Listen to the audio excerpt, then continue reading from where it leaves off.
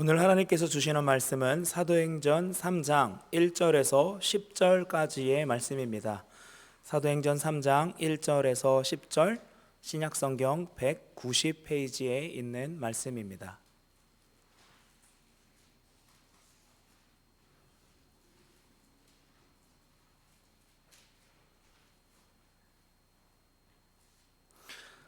교독하시고 10절은 함께 읽도록 하겠습니다.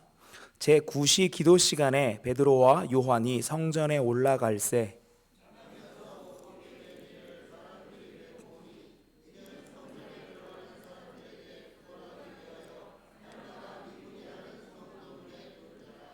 그가 베드로와 요한이 성전에 들어가려 함을 보고 구걸하거늘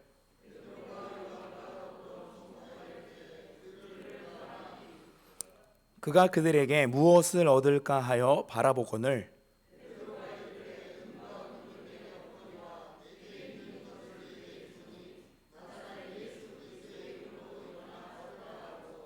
오른손을 잡아 일으키니 발과 발목이 곧 힘을 얻고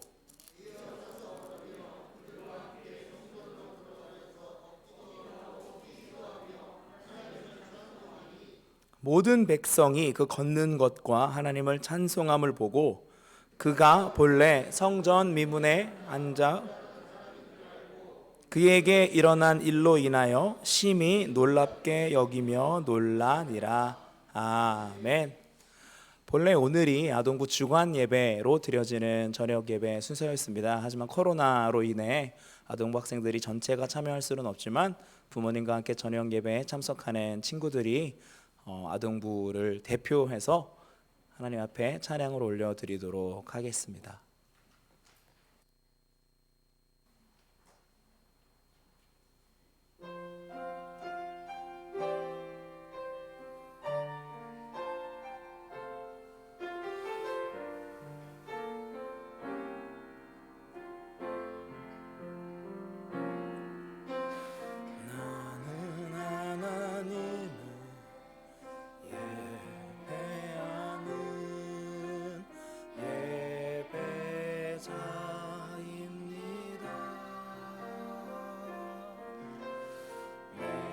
서 있는 곳 어디서나 하나님을 예배합니다.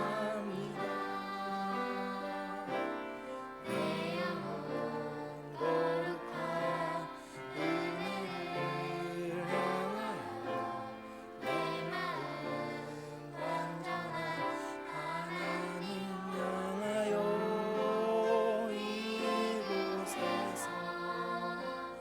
바로 이 시간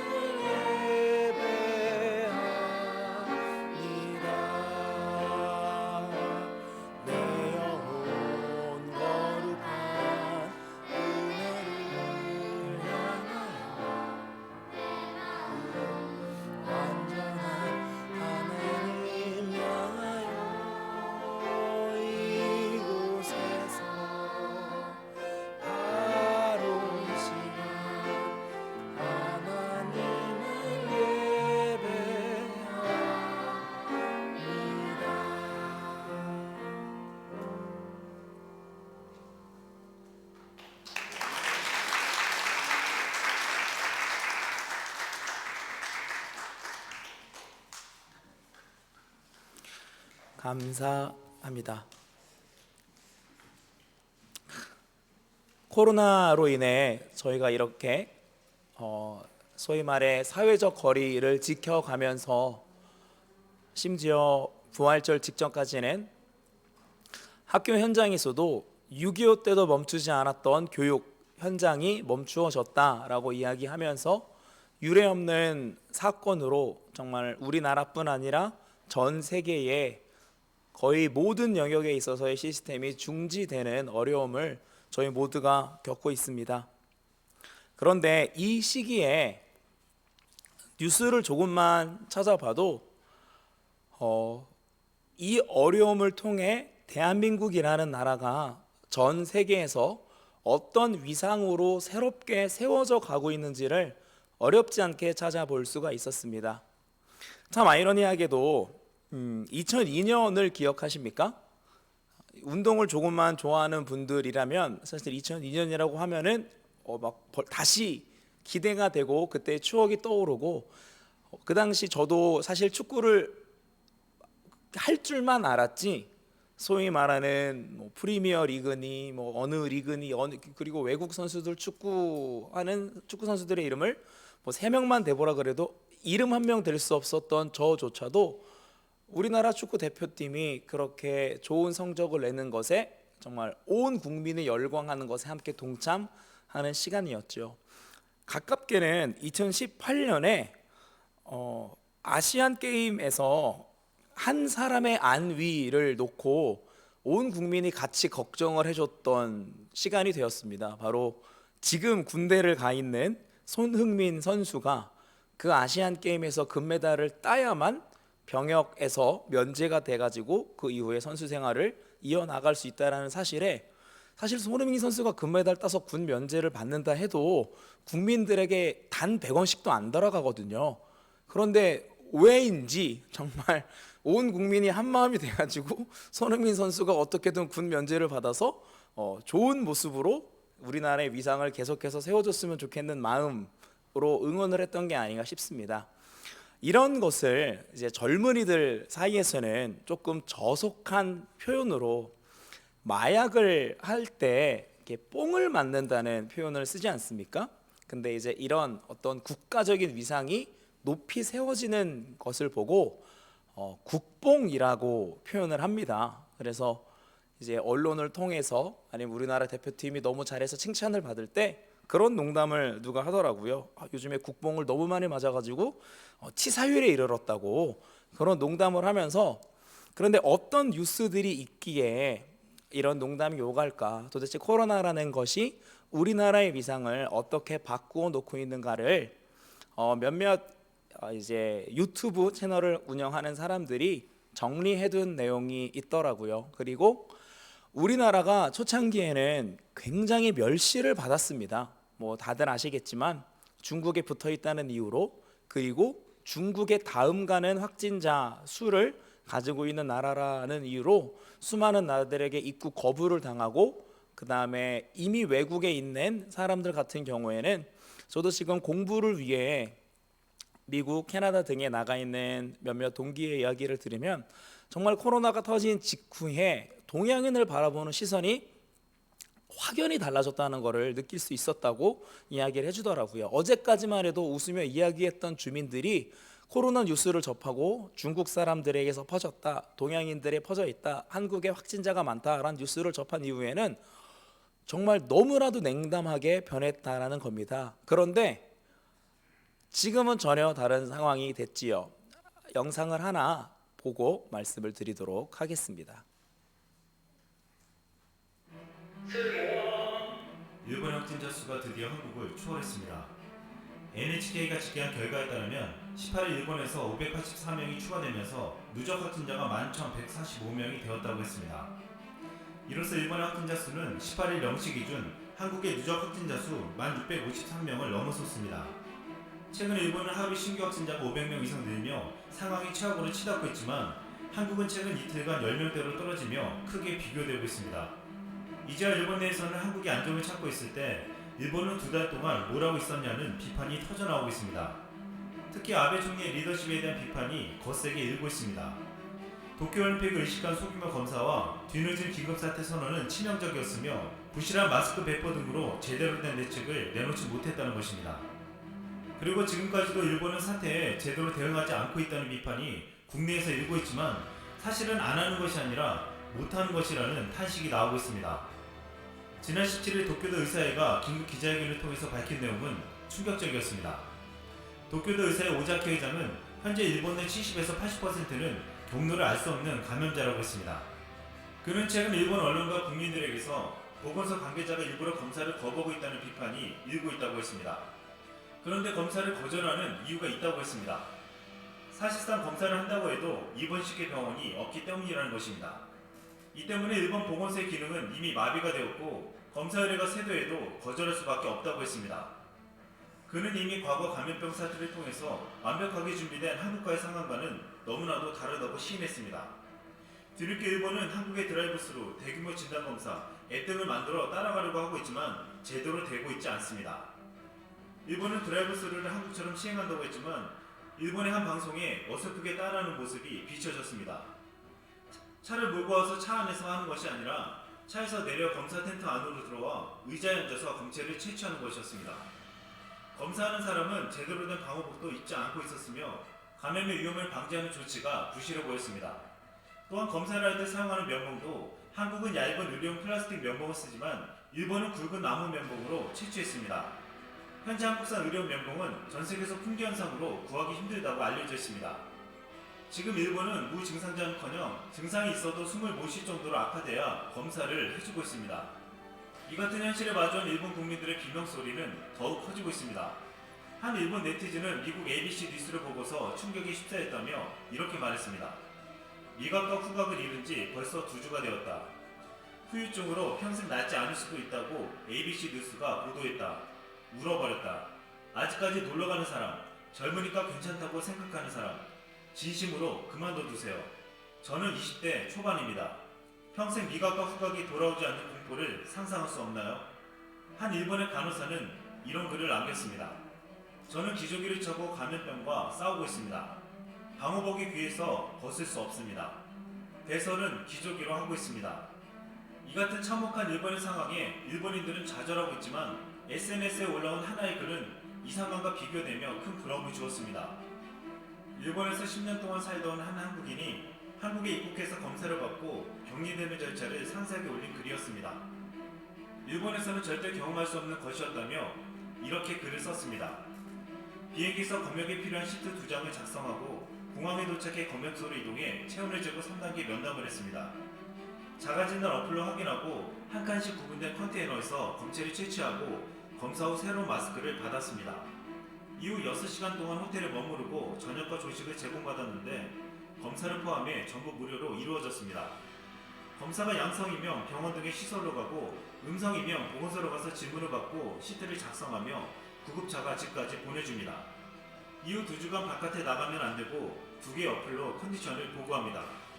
보건소에 자가격리를 잘하고 있다고 보고하면 집으로 마스크와 체온계, 알코올 세정제, 먹거리가 든 박스가 배송됩니다.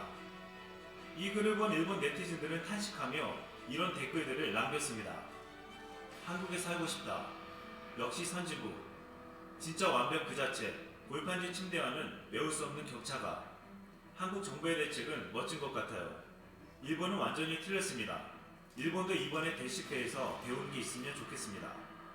아무 쓸모도 없는 자존심과 변명을 제쳐두고 현실에서 눈을 돌리는 인간에게 내일은 없으니까요. 일본 네티즌들은 하나같이 한국의 대응을 보며 아베 정권에 대한 분노와 탄식을 쏟아냈습니다. 그런데 이 같은 상황은 지금 미국에서도 벌어지고 있습니다. 미국의 확진자는 18일 현재 70만 명을 넘어섰고 희생자는 37,938명으로 집계되고 있습니다. 이를 신규 확진자 증가폭은 지난 10일 35,100명으로 최고치를 기록한 이후 2만에서 3만 명이 나오고 있습니다. 분명 최악의 확산세는 지나고 있지만 아직 절대적으로 많은 숫자의 확진자가 나오고 있습니다. 이 때문에 기약 없는 봉쇄 조치는 지금 미국을 일촉즉발의 상황으로 내몰고 있습니다. 최근 미국에서 봉쇄 조치가 장기화되면서 이에 반발하는 항의 시위가 점점 확산되고 있습니다. 미국에서 감염병 사태로 인한 대규모 실직 사태가 계속되어 4주간 일자리를 잃은 사람은 2,200만 명에 달했습니다. 이는 미국 총 취업자 1억 5,500만 명의 14%에 해당했습니다. 감염병 때문에 직장을 잃은 미국 시민들은 분노하며 이제 강력한 행동에 나서고 있습니다. 워싱턴 포스트는 주말을 맞아 미 곳곳에서 사회적 거리두기와 기업체 상점 폐쇄 등에 항의하는 시위를 조직하고 있다고 지난 18일 보도했습니다. 워싱턴 포스트는 리오펠 메릴랜드라는 단체가 차를 타고 지나가는 드라이브스루 형태의 가짜 추모식을 열었다고 했습니다. 우리가 알던 메릴랜드가 생명을 잃었다며 이를 애도하는 형태의 시위를 한 것입니다. 이 행사를 주최한 지머스는 레리 호건 메릴랜드 주지사가 5월 1일로 잡힌 재가동 일자를 더 미뤄서는 안 된다고 주장했습니다. 이에 앞서 15일 자택 대피령이 연장된 미시간주에서는 주도 랜싱에서 수천 명이 차량을 몰고 나와 경적을 울리며 봉쇄를 해제하라고 요구했습니다. 16일에는 버지니아 주지사 관저 광장에서 주민들이 돗자리를 펴고 음식을 먹는 피크닉 시위를 벌이며 경제활동 재개를 촉구했고, 캘리포니아주 해변 도시 헌팅턴 비치에서도 17일 수백 명이 차를 탄 채 행진하며 경제활동의 재가동을 요구했습니다. 한때 트럼프를 강하게 지지했던 사람들까지도 이 같은 시위에 합류하며 이런 구호들을 내걸었습니다. 사회적 거리두기는 공산주의다. 나는 평화로운 노예가 되느니 위험한 자유를 택하겠다. 우리 시민들에게서 손을 떼라. 트럼프 대통령은 이런 국민들의 반발이 거세지자 지난 16일 기자회견에서 입장을 바꾸며 이렇게 말했습니다. 시민의 건강을 지키기 위해 우리는 경제의 건강과 기능도 보존해야 한다. 장기적으로는 경제활동 없이 시민의 건강도 지킬 수 없다. 트럼프는 미국 경제활동을 정상화하는 3단계 계획을 공개하며 구체적인 적용 방안과 시행 시기는 개별주의 주지사들에게 맡겼습니다. 이에 플로리다 주지사가 제일 먼저 18일 다시 일부 해수욕장 재개장을 허용했는데 놀라운 일이 벌어졌습니다. 잭슨빌 해수욕장이 개장한 지 26분 만에 벌떼같이 사람들이 몰려든 것입니다. 미국인들도 이 광경에 놀라며 SNS에서는 플로리다 멍청이들이라는 해시태그와 함께 비난의 글이 확산되고 있습니다. 플로리다는 2만 4천 명의 확진자와 700명의 주민들이 생명을 잃어 피해가 큰 지역임에도 이 같은 상황은 납득하기 힘들었습니다. 한 미국인은 SNS에 일광욕을 조금 즐겼으니 당신의 장례식장에서 당신은 건강하게 보이겠다고 비난했습니다. 전문가들은 이제서야 확산세가 조금 멈춘 미국이 섣불리 규제를 푼다면 앞으로 또다시 초토화되는 상황이 올 수 있다고 보고 있습니다. 미국 언론들은 이런 끔찍한 사태는 여태껏 겪어본 적이 없다고 했는데, 보통 끔찍하다는 표현은 흔히 테러블이나 호러블을 쓰지만 지금은 게스틀리라는 무시무시한 소름 끼치는 의미의 단어가 쓰이고 있습니다. 미국 언론까지 소름이 끼친다고 표현하는 것은 미국 같은 나라의 마스크는 물론 방호복 등 개인 보호장비와 인공호흡기가 없어 발을 둥둥 구르고 있기 때문입니다. 뉴욕 병원의 간호사들이 마스크를 달라고 시위를 할 정도이고, 한의사는 N95 마스크를 겨우 받았는데 한 장으로 사흘씩 버텨야 하니 테이프를 사용해 얼굴에 붙여서 쓴다고 했습니다. 개인 보호장비와 안면보호대도 부족해서 심지어 병원이 오히려 세균 배양 접시라는 말까지 나오고 있습니다.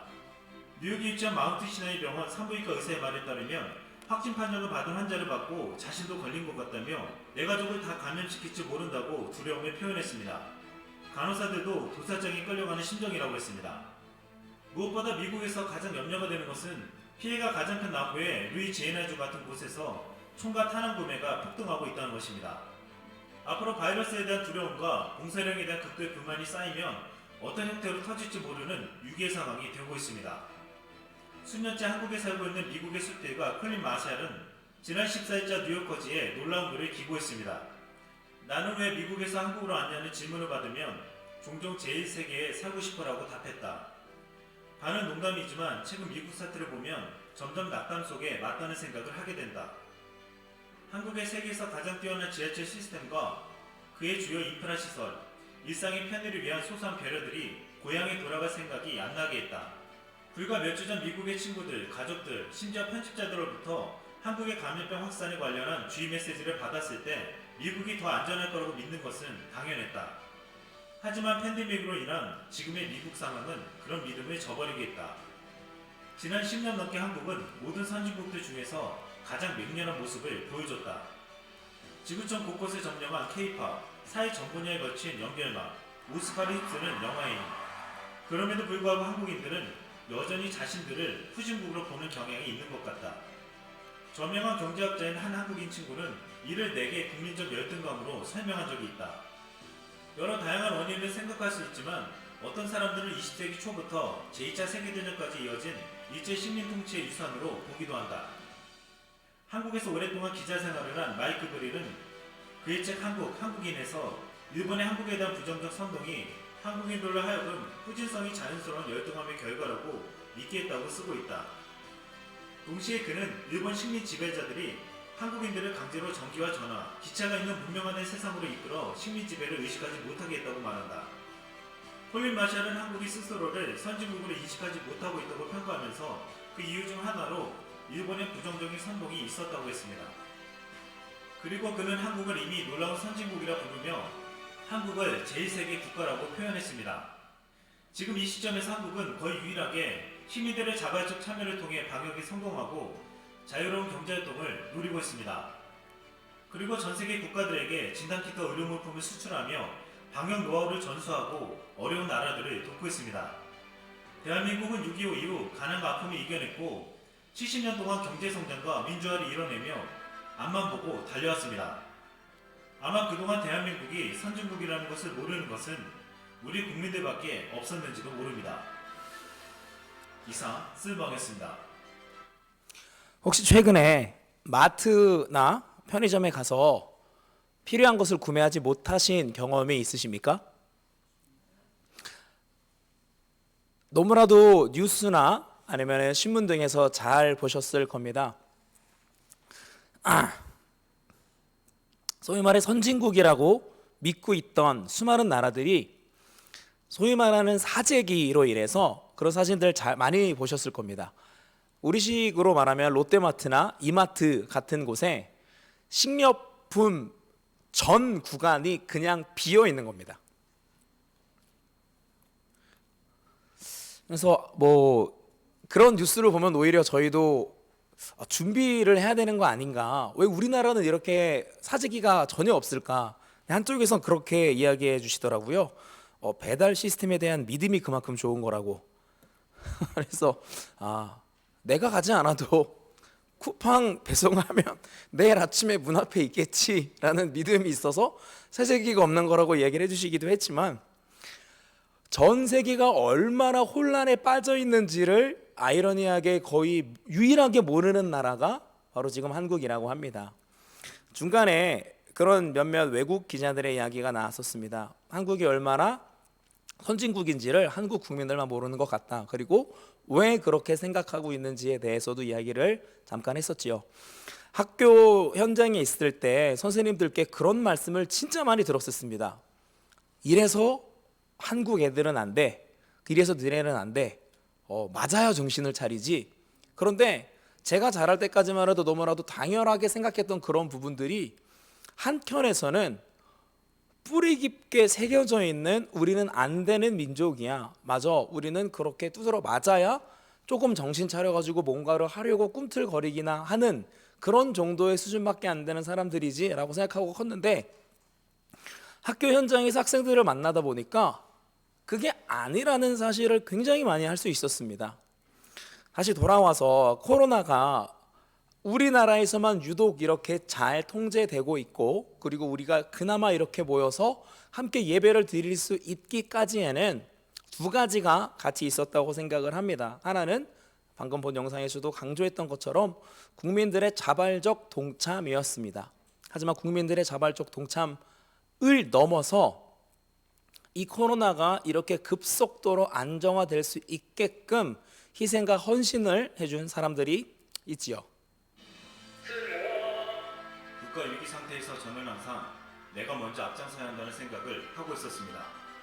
왜 위험한 곳에 가려 하냐며 가족의 만류에도 불구하고 대구로 내려간 한 간호사가 한 말이었습니다.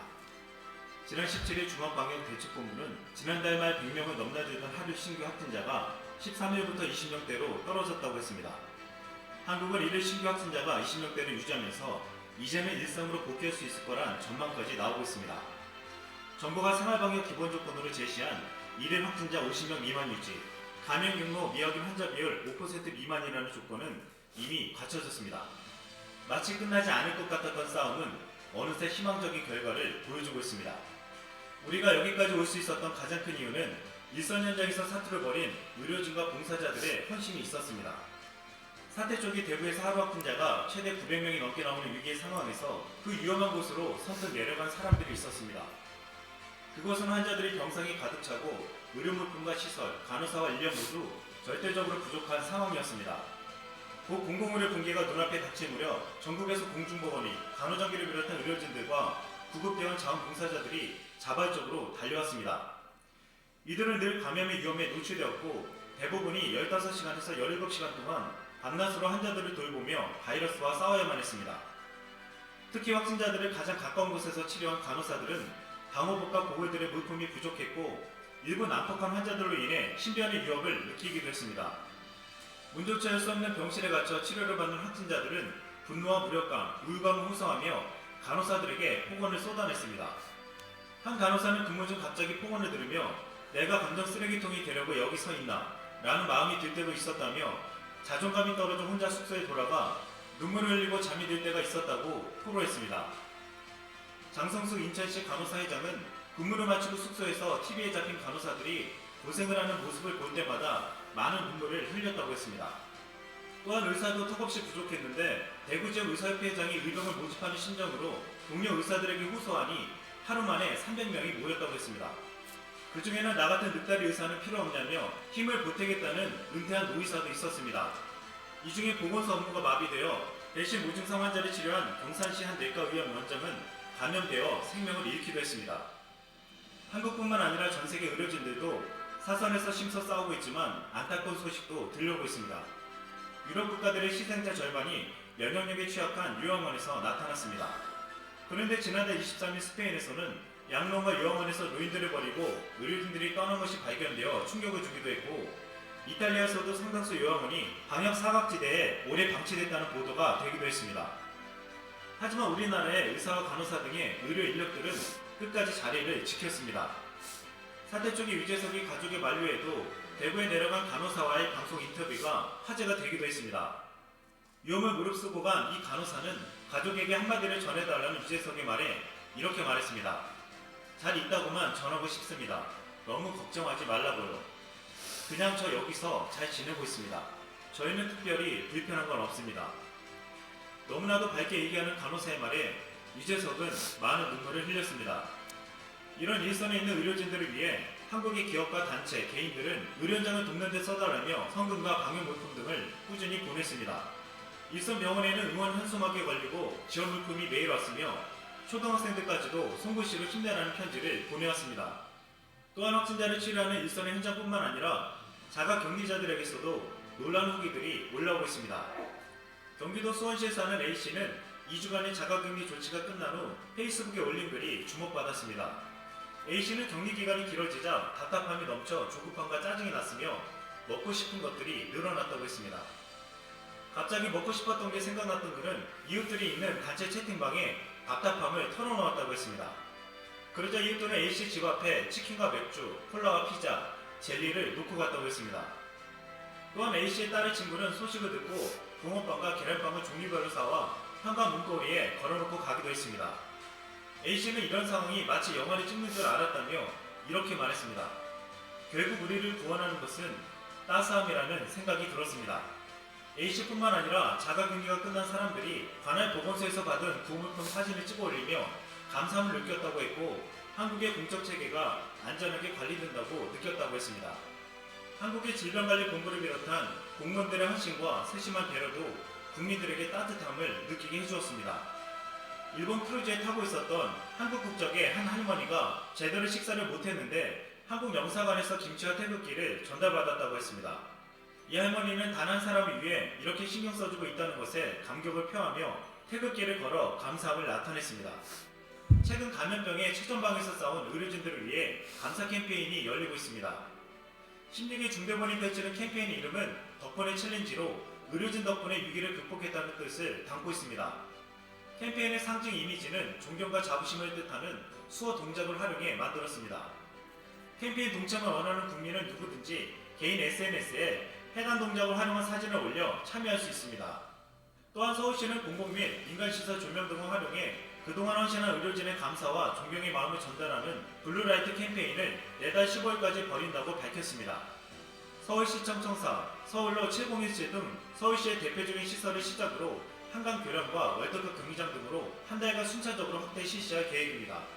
이와 함께 서울을 상징하는 남산 N타워에서는 16일 밤부터 푸른빛 조명을, 잠시 롯데월드 타워에서는 의료진에 대한 감사와 응원의 메시지를 표출할 예정입니다. 대한민국이 위기를 극복한 데는 생명을 걸고 일선을 선신한 이들과 한마음으로 뭉쳐있게는 국민들의 힘이 있었습니다.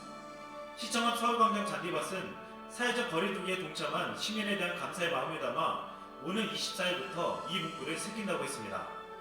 우리 모두가 영웅입니다. 이상 쓸먹이었습니다.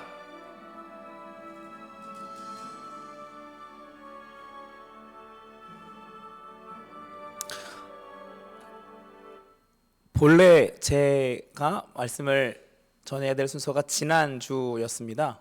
그런데 몇 가지로 인해서 오늘 말씀을 전하게 됐고, 지난주와 이번 주에 걸쳐서 우리 민족이 어떠한 민족인가를 대예배 시간에서 확인할 수 있었습니다. 영상을 보면서 어떤 마음이 드십니까? 그게 국뽕에 취하신 겁니다. 다른 나라에서 한국제 검사 키트와 마스크를 구하기 위해 갖은 방법을 동원해서 구해가고 있습니다. 국가 비행기를 전용기를 가지고 와서 가지고 가는 것은 물론이고, 미국 같은 경우에는 국가 차원에서 그것을 감당할 수 없기에 주정부에게 그것을 맡겼을 때 한 주지사는 한국계 아내를 내세워서 의료 물품을 가지고 왔다라는 얼마 전에 뉴스도 볼 수 있었습니다. 이것이 가능한 건 우리가 가진 무엇인가가 있기 때문에 도와줄 수가 있는 거였습니다. 우리나라 역사를 돌아봤을 때 철저하게 제조업을 바탕으로 아주 사소한, 남들이 봤을 때 천하다고 생각했던 제3국에서라 했었을 법한 마스크를 만들고 이러한 사소한 것들을 만들어냈던 것들이 우리가 나라에 있었기 때문에, 그리고 그거를 만들어낸 능력이 있으니까 온 세계가 한국을 바라보고 있는 거지요.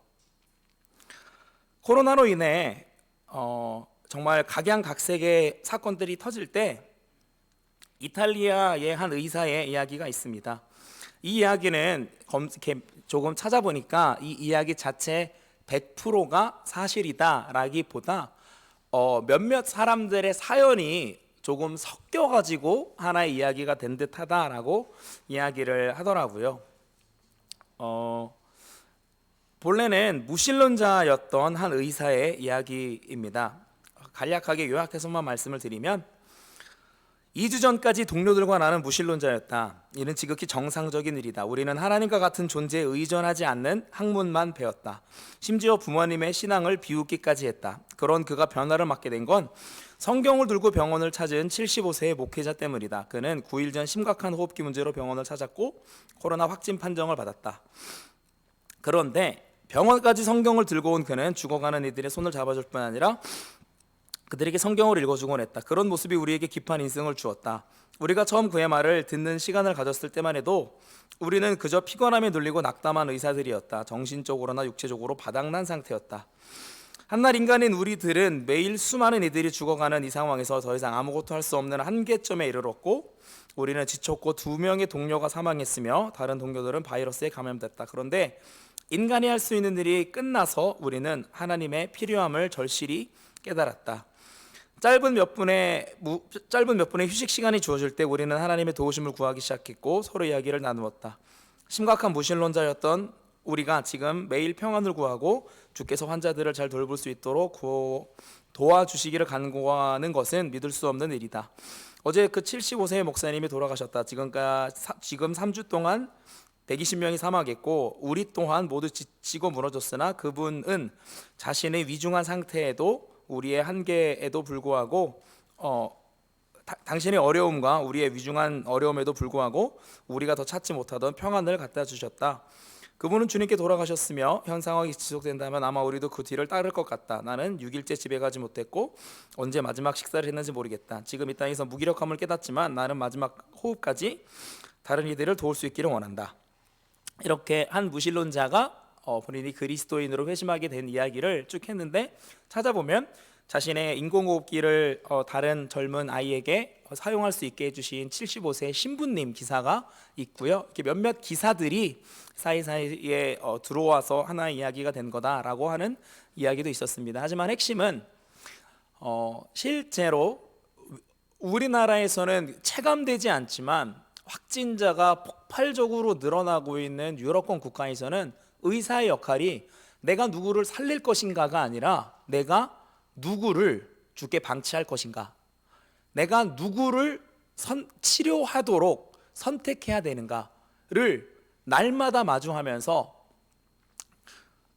본인이 뭐라고, 나도 한 인간일 뿐인데, 마치 전쟁에서는 똑같이 부상 입은 사람들 모두를 치료해 주는 것이 아니라 선택적 치료로 인해서 아무리 치료해도 죽을 사람에게 의료 장비와 의사의 시간과 에너지를 투자하는 것이 아니라 살 수 있는 사람에게 치료를 집중하는 것처럼, 코로나라는 질병으로 인해 눈앞에 펼쳐진 수많은 환자들 중에서 죽을 사람을 방치하게끔 선택해야 되는 의사의 심정에서, 그럼에도 불구하고 그 상황 속에서 자신은 코로나에 걸려 죽음을 앞두고 있는데 평안할 수 있는 한 목사님을 보고, 한 믿는 자를 보고 그 평안을 내가 누릴 수 있게 되었다라고 하는 이 고백이, 오늘 우리가 읽은 성경 본문에서는 구할 것을 얻기 위해 걷지 못하는 사람이 앉아서 예수 그리스도의 제자를 바라볼 때 그가 가지고 있었던 공허한 마음과 오늘날 이 사회에 코로나로 인해 만연해져 있는 공허한 마음이 크게 다르지 않겠구나. 우리나라는 그러한 것을 가지고 있기에 전 세계를 도울 수 있다면, 오늘날 방금 읽었던 기사에서도 그 목사님이 무엇인가를 가지고 있어서 주변 이들에게 평안을 전할 수 있었다면, 그 목사님이 가지고 계셨던 것이 우리와 가지고 있는 것은 과연 다른 것일까? 이곳에 모여 예배드리는 우리가 과연 무엇을 가지고 있는가? 우리는 주변에서 일상생활에서 만나는 이들에게 무슨 말을 하고 무엇을 전하고 있는가? 오늘 성경 본문에서는 그것을 너무나도 명확하게 이야기하고 있습니다. 5절에서는 그가 그들에게 안진뱅이로 구걸하는 그가 그들에게 무엇을 얻을까 하여 바라보거늘. 세상 사람들은 오늘날 교회를 분명히 바라보고 있습니다. 의심과 걱정과 우려에 눈으로 바라보고 있죠. 지난주에도, 그리고 부활절에도 교회에서 확진자들이 나왔다, 확진자가 있는 교회가 모여서 예배를 드렸다, 이런 뉴스가 나오죠. 사실 얼마 전만 해도 우리나라에서 코로나가 이렇게 확장되게 된 그 뒤에 신천지가 있었지 않습니까? 그래서 사실 신천지가 그렇게 언론에서 계속 이야기가 되고 신천지의 이단성이 계속 언론에서 이야기될 때 사실 수많은 믿는 분들은 마음에 묘한 통쾌감도 있었을 것 같습니다. 물론 저도 그러했고요. 하나님이 이렇게 신천지를 뿌리 뽑으시는구나, 하나님이 이렇게 심판하시는구나. 그런데 그거는 저희의 마음인 것 같습니다. 저희가 신천지를 비난하고 그렇게 하면 안 되지, 사회가 지금 상황이 어떤 상황인데 그렇게 하면 문제인 거지 라고 이야기했던 바로 똑같은 목소리가 고스란히 부메랑처럼 돌아와서 교회를 향하고 있었더라고요. 물론 저희가 모여서 예배를 드리기로 한 이후에 방역 수칙을 잘 지키고 있는가를 점검해 간 분이 우리 교회의 방역 책임을 거의 도맡아 하고 계신 분에게 따봉을 날려주고 갔다고 합니다. 잘하고 있다고. 이렇게 지킬 것을 지켜가고 있는지. 그런데 그렇지 못한 교회가 또 나오고 거기서 또 확진자가 나오면 신천지가 받았던 그 수많은 비난과 그 조롱과 그 원망과 그 모든 부정적인 것들을 다시 교회가 끌어안아야 되는 거겠죠. 그렇지만 그럼에도 불구하고 우리가 이곳에서 모여서 예배를 드리고 있는 이유가 무엇입니까? 만약에 이곳에 모여 예배를 드리는 우리 마음 가운데에 5절의 고백처럼 무엇을 얻을까 하여 이곳에 와 계십니까? 만약에 우리가 이곳에 와 있는 것이 6절에서 베드로의 전반부의 고백에 속해버리면 베드로가 이르되 은과 금은 내게 없거니와, 우리가 여기 모여있는 게 이것 때문이라면 아마 가장 어리석은 시간을 보내고 있을 겁니다. 하지만 우리가 이곳에 모여있는 것이 후반부, 베드로가 이르되 은과 금은 내게 없거니와,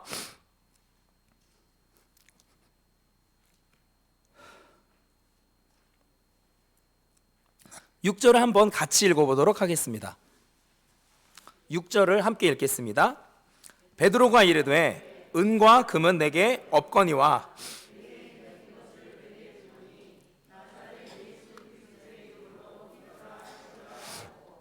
아멘. 여러분, 이것을 여러분 붙들고 계십니까? 지금 코로나라는 질병으로 인해 우리가 어려움을 겪고 있는 이때에 우리 안에 진짜 이게 있는지를 다시 한번 분명히 돌아볼 수 있고 또 돌아봐야만 하는 때를 하나님이 강제하셨다고 생각을 합니다. 약 한 달여간의 기간 동안, 그리고 정말 한국 교회에서 아마 이전까지 없었고 앞으로도 없었기를 바라는 유례 없는 사순절의 시간을 보냈습니다. 아마 사순절 동안 한 주도 교회에 모여서 예배를 드리지 못했던 적은 적어도 지금까지는 없었던 것으로 압니다. 어떠한 어려움이 있어가지고 한두 번 예배를 못 드렸었던 적은 있을지언정 사순절이라는 기간을 통째로 교회에 모일 수 없었던 적은 처음입니다. 그 사순절을 성도님들은 어떻게 보내셨습니까? 전해들은 바로는 이 기간이 길어지면 큰일 나겠어요 라는 말을 하는 성도님이 계셨다고 합니다. 근데 그 말이 무슨 말이었겠습니까? 교회에 모이지 않아서 유튜브 올라오는 것으로 예배를 드리는 게 처음에는 어색하지만 시간이 점차 지나면서 어떤 마음도 들었을까요? 그것은 한 성도님의 고백이 아니라고 생각을 합니다. 저조차도 집에 앉아가지고 유튜브로 예배를 드리면 어색하다가 연약한 인간의 육신이 분명히 있기 때문에 편한 게 있습니다. 그리고 오늘 그런 부분을 조금 예방코자 담임 목사님께서 생방송에 내는 3부 예배 경우에는 인증샷을 찍어서 예배에 동참할 수 있게 권면을 해주셨죠. 근데 그게 그렇게까지 해야 돼가 아니라 그런 장치가 없으면 느슨해질 수밖에 없는 인간의 연약함이 우리에게 있다는 것을 인정하는 게 중요하다고 생각합니다. 지난 사순절 기간 동안 우리 안에 자리 잡고 있는 인간적인 연약함을 하나님께서 직시하게 하셨다면 다시 우리가 모여서 이렇게 예배를 드릴 때 오늘 베드로의 고백처럼 내게 있는 이것을 주노니 예수 그리스도의 이름으로 일어나 걸으라 라고 말할 수 있는 믿음의 근거가 우리 안에 다시 한번 확인되면 좋겠습니다. 감사하게도 지난주와 이번 주에 걸쳐서 그 믿음의 근거가 세상의 역사학자들이 뭐라고 하든 성경과 우리나라의 오랜 역사를 돌아봤을 때 하나님이 우리를 얼마나 오랜 시간 동안 붙드셨고 하나님이 우리나라를 왜 이토록 복음을 위한 국가로 사용하고 계신지를 말씀을 통해 확인을 할 수 있었습니다. 그것을 통해 다시 한 번의 소망을 발견할 수 있기를 바라는 것은 우리가 하나님을 붙잡고 있는 힘은 마치 어린아이가 부모님의 손을 붙잡고 있는 것과 같아서 사실 어린아이에게 손을 내밀면서 아빠 손을 잡아야지 라고 했을 때 아이가 아빠의 손을 잡고 있는 겁니까? 아빠가 아이의 손을 잡고 있는 겁니까?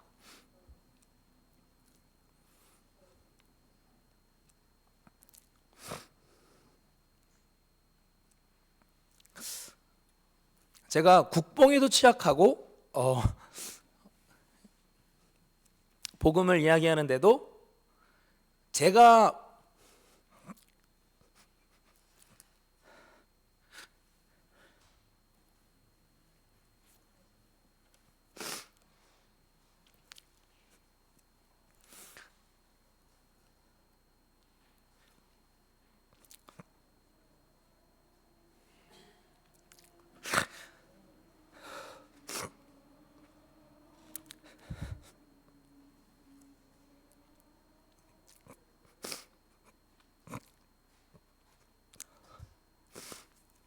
사실 제가 뭐라고 여기서 이렇게 말하고 있는지 모르겠습니다.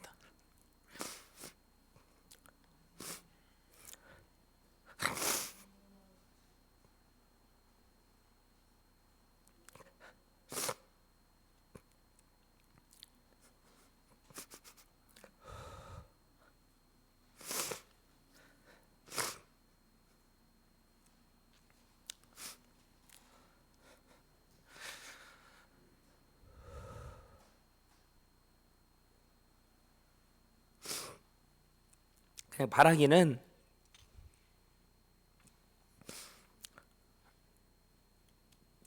베드로의 고백이 우리의 고백이 되면 좋겠습니다.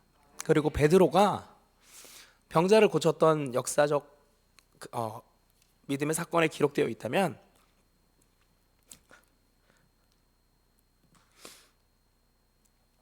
오늘날 우리를 주님의 자녀로 부르신 하나님께서 코로나라는 것으로 온 세계가 어려움을 겪고 있는 이때에 베드로가 안진뱅이를 일으켰던 사건이 우리의 삶의 현장에서도 경험될 수 있으면 좋겠습니다. 그래서 내 능력으로 할 수 없는 일을 하나님께서는 하시는구나를 그것을 우리가 경험할 수 있으면 좋겠습니다. 그렇게 될 때 치료받은 사람이 그 뒤에 나가 세상을 즐기며 세상 사람들과 먹고 마셨더라가 아니라 뛰어서서 걸으며 그들과 함께 성전으로 들어가면서 걷기도 하고 뛰기도 하면서 하나님을 찬송하니 모든 백성이 그 걷는 것과 하나님을 찬송함을 보고 그가 볼라 성전 미문에 앉아 구걸하던 사람인 줄 알고 그에게 일어난 일로 인하여 심히 놀랍게 여기며 놀라니라. 우리 성도님들 한 분 한 분을 통해 만난 사람의 삶이 변화되면서 그가 하나님을 찬양하고 하나님께 영광 돌리는 것을 보며 세상 사람들이 놀라면 좋겠습니다. 여러분 성도님들이 세상적인 성공으로 선한 영향력을 끼치는 것도 너무 중요합니다. 하지만 성도님들을 통해 만난 사람의 영혼이 회복되면서 찬양할 수 없는 자가 찬양하고 기뻐할 수 없는 자의 마음속에 기쁨을 회복시켜 주시는 하나님의 역사의 통로가 한 분 한 분이 되어 주실 때 우리나라는 이 마스크가 뭡니까? 물론 진단키트를 개발해내는 탁월함도 하나님이 주신 거라고 생각합니다. 그런 것들을 가지고 있었을 때 정말 미국에 있는 호수 하나에 빠져버릴 작은 땅덩어리의 나라를 온 세계가 주목하고 이 작은 땅덩어리에서 일어나는 일을 어떻게 보고 우리가 선한 영향력을 얻을 수 있을까를 고민한다면 오늘날 사실 한국교회의 위상은 더 이상 떨어질 데가 없을 만큼 떨어진 상황 아닙니까? 그럼에도 불구하고 진짜 예수 그리스도의 능력으로 무장된 교회들이 다시 일어서기 시작할 때 세상은 점점 혼란스러워질 겁니다. 학교에서 이번에 새로 근무하게 되신 선생님들의 인사 영상을 찍었습니다. 채플에서 보여주려고 했지요. 하지만 학교의 모든 수업들이 온라인 수업으로 전환되면서 온라인상에서라도 그러면 학생들이 이번에 새로 오신 선생님들의 인사를 들을 수 있게 해주자라고 얘기했다가 몇몇 선생님들이 그런 우려를 하셨습니다. 그걸 유튜브에 올리면 안 됩니다. 아이들이 영상을 캡처해가지고 몹쓸 짓을 하면 어떡합니까? 최근 N번방 사건으로 인해 온 사회가 시끄러워지면서 얼굴을 캡처해가지고 이상한 음란물에 합성해서 마치 그것에 등장한 사람이 다른 사람인 것처럼 꾸미는 등의 일들이 실제 했기 때문에 그런 이야기를 해주시는 이야기가 공감이 됐습니다. 그렇지, 정말 사회가 악해졌구나. 교사가 또 젊은 여자 선생님이, 남자 선생님이 자기의 얼굴이 언론에 인터넷상에 공개되는 것을 이렇게 극도로 우려하고 걱정해야 될 만큼 세상이 악해졌구나. 참 속상하다라는 생각과 동시에 그럼에도 불구하고 교사라면 내가 어떻게 될 것인가에 대한 걱정 때문에 무엇인가를 못하기보다 나의 이 작은 행동이 학생에게 어떠한 위로를 줄 수 있을까를 고민해야 되는 게 아닐까라는 생각을 했었습니다. 동시에 그리스도인이라면 한국 교회가 어떻게 욕을 먹고 있을까, 우리가 이렇게 다시 모였을 때에 세상이 우리를 얼마나 비난할까를 염려하는 것도 합리적인 부분입니다. 분명히 필요하고 우리가 준비되어 있어야 되는 부분이라고 생각합니다. 하지만 그럼에도 불구하고 우리가 왜 모이는가, 우리는 무엇을 위해 모이는가, 우리가 무엇을 우리가 모여가지고 무엇을 구하고 있는가? 우리가 모였을 때 하나님께서 우리에게 허락하여 주시는 것은 무엇인가를 더 치열하게 고민하면서 우리가 하나님의 백성으로, 하나님의 민족으로 하나님의 역사의 통로된다라는 것이 무엇인가를 고민하면서 나아갈 때에 자꾸 초라하지만 전 세계가 한국이라는 나라에 소망을 걸고 좋은 것을 구하고 있는 것처럼 바닥까지 떨어져 버린 교회의 현장 속에서 다시 한번 빛과 소금의 역할을 감당해내는 교회들로 인해서 하나님의 민족으로 여기까지 이끌어 오신 하나님께서는 다시 한번 이 민족을 통해 온 열방이 복음에 전도될 수 있도록, 복음의 영향력으로 돌아설 수 있도록 하나님께서 쓰실 줄 믿습니다. 그러기 위해서 베드로의 고백을 우리가 정말 붙들고 갔으면 좋겠습니다. 내게 있는 것이 세상의 명예와 자격과 부와 능력이 아니라 정말 베드로의 고백처럼 내게 은과 금은 없다, 내게 세상적인 것은 없다, 하지만 내 삶 전체를 붙들고 계신 예수 그리스도의 능력이 내게 있다. 이 고백이 우리 성도님들에게 더욱 깊어지기를 소망합니다. 앞으로 시작되는 심야 예배에 있어서도 실제 모이는 성도님들은 공간이 협소하기 때문에 많지 않다 하더라도 생방송으로, 생중계로 편리를 위한 생중계가 아니라 정말 우리가 사모하는 마음으로 함께 예배를 드리고 우리가 각자의 가정에서 예배에 동참하실 수 있는 각자의 자리에서 우리가 기도의 분량을 함께 채워가기를 간절히 소망합니다. 그러한 모습으로 장소의 제한으로 우리가 모이는 것이 어려워질 때에 성경에서는 명확하게 말해주고 있습니다. 종말의 때에는 고난이 닥칠 것이다. 그리고 이번 코로나는 우리 그리스도인들에게 장차 그리스도인으로서 피해갈 수 없는 고난의 때에 우리는 어떻게 믿음을 지켜낼 수 있을 것인가를 진지하게 고민해 볼 수 있는 좋은 기회가 되었다고 생각합니다.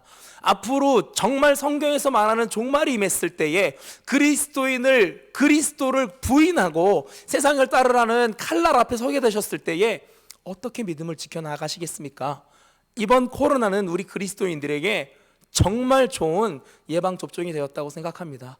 지난 시간을 돌아보시면서 나는 내 믿음을 지켜내기 위한 얼마나 치열한 싸움이 있었는가, 부족했던 부분이 있었다면 하나님의 도우심을 구하면서 앞으로 이어지는 다시 한 번의 예배의 자리를 통해 더 싸워 나가셔야 될 부분들을 확인하고 그 부분을 붙잡고 더 치열하게 싸워가면서 장소에 모인 부가현 교회 성도님들에 국한되는 것이 아니라 어느 자리에 어디서 예배를 드리시든 그곳이 예배의 자리요, 그곳에서 우리가 함께 예배할 때에 그 모든 장소가 부가현 교회 성도로서 한 그리스도의 몸된 공동체에 동참하고 계시다라는 것을 기억해 주시면 좋겠습니다.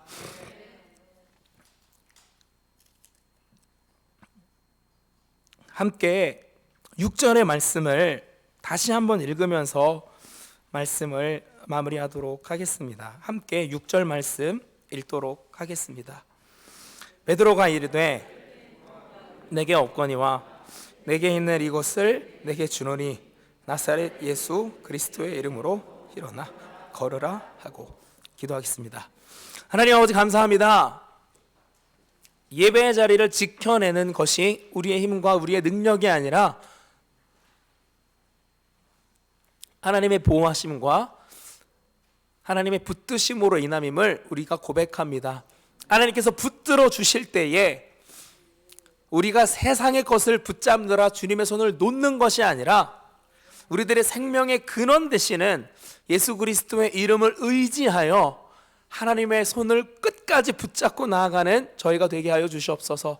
하나님께서 우리에게 아들을 내어주시니가 어찌 모든 것을 함께 주시지 않겠느냐 말씀하실 때에 아들을 붙잡는 지혜가 우리에게 있게 하여 주시옵소서. 그 모든 것의 비밀 되시는 예수 그리스도를 견고하게 붙잡고 가는 우리 모든 성도님들이 되게 하여 주시옵소서. 예수 그리스도를 붙잡고 그 예수 그리스도의 이름으로 빛과 소금의 역할을 능히 감당하며 예수 그리스도의 몸된 교회가 다시 한번 이 땅 가운데 온전히 세워질 수 있는 통로로 교회와 성도님들을 사용하여 주시옵소서. 예수님의 이름으로 기도합니다.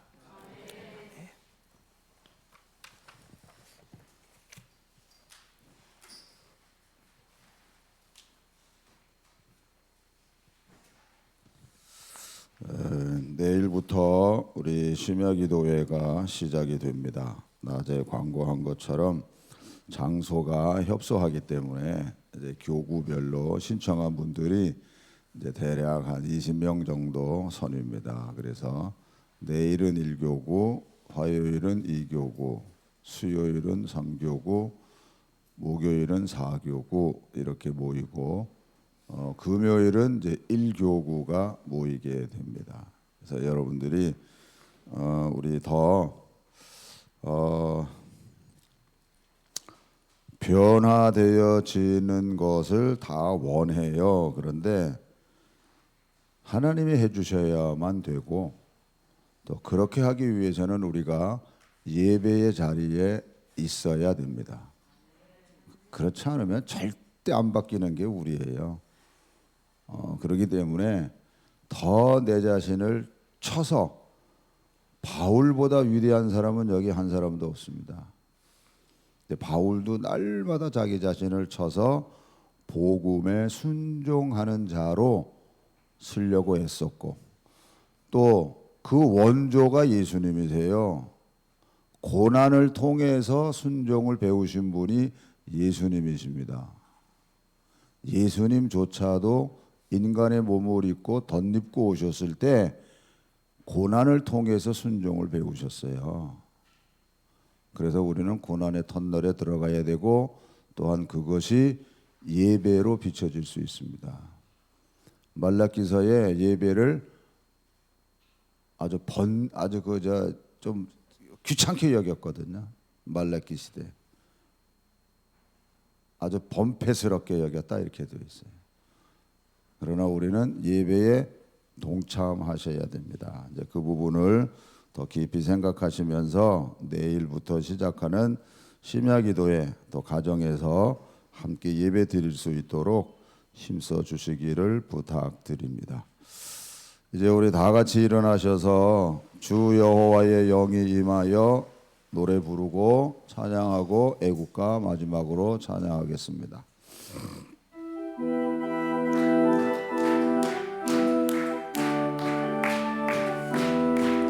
주 여호와의 영이 임하셨으니 어둠을 뚫고 일어나라. 예수의 군대 주가 약속하신 그 땅으로 전진하여라. 우리 반드시 승리하리라.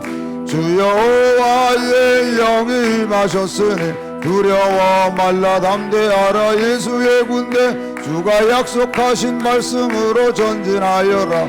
우리 반드시 승리하리라. 주 여호와의 영이 임하셨으니 원수 마귀들과 싸울지라. 예수의 군대 주가 약속하신 능력으로 전진하여라. 우리 반드시 승리하리라. 구원의 투구의 흉배 진리의 띠와 복음의 신발 성령의 건 믿음의 방패 하나님의 전신갑주 입고 전진하여라. 우리 반드시 승리하리라. 주 여호와의 영이 임하셨으니 어둠을 뚫고 일어나라. 예수의 군대 주가 약속하신 그 땅으로 전진하여라. 우리 반드시 승리하리라. 주 여호와의 영이 임하셨으니 두려워 말라 담대하라. 예수의 군대 주가 약속하신 말씀으로 전진하여라. 우리 반드시 승리하리라. 주 여호와의 영이 임하셨으니 원수 마귀들과 싸울지라. 예수의 군대 주가 약속하신 능력으로 전진하여라. 우리 반드시 승리하리라. 구원의 투구의 흉배 진리의 띠와 복음의 신발 성령의 건 믿음의 방패 하나님의 전신갑주 입고 전진하여라. 우리 반드시 승리하리라. 구원의 투구의 흉배 진리의 띠와 복음의 신발 성령의 건 믿음의 방패 하나님의 전신갑주 입고 전진하여라. 우리 반드시 승리하리라.